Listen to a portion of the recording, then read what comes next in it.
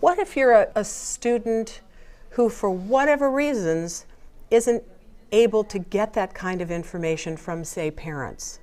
Maybe you're an emancipated minor, or, I mean, there could be lots of reasons why you might need information and you actually can't get it.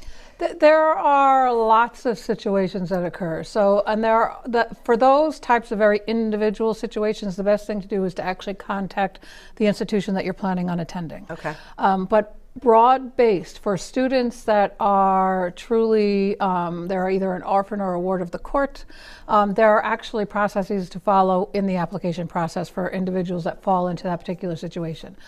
There are some students who fall into that situation, but they weren't classified as such. Mom and dad passed away, and a neighbor has taken them in, an aunt has taken them in. They have not adopted them, they're just providing them shelter.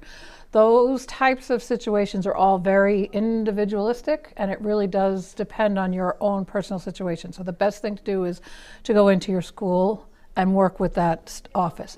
There are some students who mom and dad are holding on to their information because they're afraid of what's going to happen to it.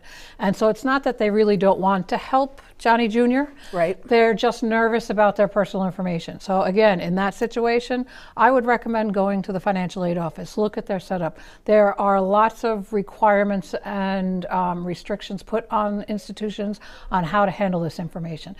Some as strict and in some families' opinion ridiculous as, once you've given me your taxes, I can't actually give them back to you. So it's important not to give me your original. Like, there are absolute restrictions on how we're allowed to handle and use the information.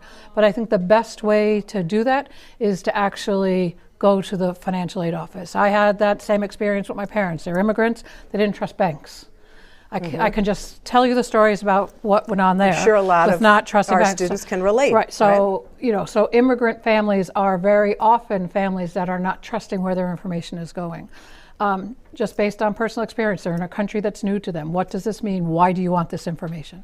So the best thing I can say is go meet with the financial aid office at the various institutions, sit with them, explain what your concerns are, and have them review with you how it's handled.